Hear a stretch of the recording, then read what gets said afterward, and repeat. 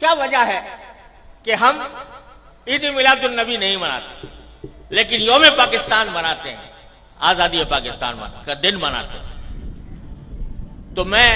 اس کی وضاحت کرنا چاہتا ہوں کہ اس میں کوئی شک و شبہ نہیں ہے کہ اس کائنات کی تاریخ میں سب سے بڑا عظیم دن وہ تھا جس میں اللہ تبارک و تعالی نے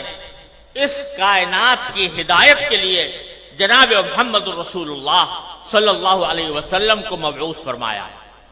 اس سے زیادہ عظیم دن انسانی تاریخ میں کوئی اور نہیں جس میں آپ تشریف لائے، لیکن آپ ہی کی تعلیمات اور آپ ہی کی سنت اور آپ کے جانثار صحابہ کرام کی سنت یہ ہے کہ انہوں نے کبھی نبی کریم سرور عالم صلی اللہ علیہ وسلم کا دن نہیں منایا، اور اس لیے نہیں منایا کہ اللہ تبارک و تعالی نے رسول کریم صلی اللہ علیہ وسلم کو اس لیے مبعوث فرمایا تھا تاکہ آپ کی ہدایت کی روشنی سے یہ کائنات منور ہو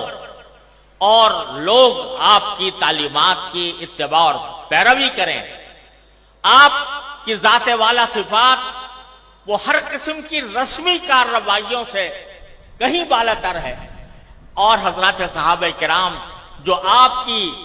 زندگی کے ایک سانس کے بدلے اپنی ساری زندگیاں نچھاور کر سکتے تھے، انہوں نے کبھی یہ دن نہیں منایا۔ جب انہوں نے جو کوئی چیز نہ منائی ہو اور انہوں نے اس سے اعتراض کیا ہو اور اس کے بجائے ساری زندگی اتباع سنت کی کوشش کی ہو، اس کو اگر ہم منانا شروع کریں تو دین کے اندر ایک اضافہ ہوگا، دین کے احکام میں ایک اضافہ ہوگا، اور دین کے کام میں کوئی اضافہ وہ بدعت کہلاتا ہے۔ من احدث فی امرنا ھذا فہو رد، تو وہ بدعت بن جاتا ہے کیونکہ وہ ایک مذہبی معاملہ ہے۔ عید میلاد النبی مذہبی تقریب کے طور پر منائی جاتی ہے، مذہبی عید کے طور پر، عید کا نام اس کا رکھا گیا ہے، اور وہ مذہبی تقریب ہے، اور مذہبی تقریب اگر کوئی شخص مذہب کا حصہ سمجھ کر وہ بنائے گا تو دین میں ایک اضافہ ہوگا جس کا نام بدعت ہے۔ اس لیے ہمارے اکابر علماء کرام نے اس بنانے کا اہتمام نہیں کیا۔ جہاں تک یہ 14 اگست کا تعلق ہے، 14 اگست کے یوم آزادی کا تعلق ہے، یہ کوئی مذہبی تقریب نہیں ہے،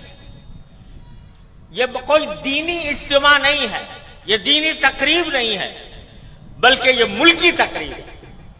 اور ملک کی آزادی کے طور پر، اس کے ایک نشان کے طور پر اس کو منایا جاتا ہے۔ کوئی شخص بھی جو اس کو منانے والا ہے وہ اس کو دین کا حصہ سمجھ کر نہیں مناتا، اس کو مذہب کا جز سمجھ کر نہیں بناتا، بلکہ ایک ملکی تقریب ہے۔ ایک ملک کے اللہ تبارک و تعالیٰ نے ایک ملک ہمیں عطا فرمایا، اور ایسا ملک عطا فرمایا جس کی تفصیل مولانا عزیز الرحمان صاحب نے بیان کی ہے، تو وہ ہم ایک ملک کی تقریب کے طور پر بناتے ہیں۔ بدعت اس وقت بنتی ہے کوئی چیز جو شریعت میں نہ ہو اور شریعت کا حصہ اس کو بنا دیا جائے، لیکن یہ کوئی شریعت کا حصہ نہیں، یہ کوئی دین کا کوئی دینی تقریب نہیں، دینی عید نہیں، دینی مذہب نہیں، دین کا کوئی مذہبی حصہ نہیں، لہذا یہ ایک ملکی تقریب ہے۔ اور یہ ایسا ہے جیسے کہ اگر کوئی شخص اپنے گھر کے اندر کسی اپنے گھر کی تعمیر ہوئی اور اس تعمیر کے اوپر کوئی اجتماع کرے، کوئی دعوت کرے، تو یہ کوئی مذہب کی تقریب نہیں ہے، کوئی دین کی تقریب نہیں ہے۔ اسی طریقے سے ہم یوم آزادی پاکستان کا اس لیے مناتے ہیں کہ اللہ تبارک و تعالیٰ نے اپنے فضل و کرم سے یہ نعمت ہمیں عطا فرمائی تھی، اور ملکی تقریب کے طور پر اس کو منایا جاتا ہے۔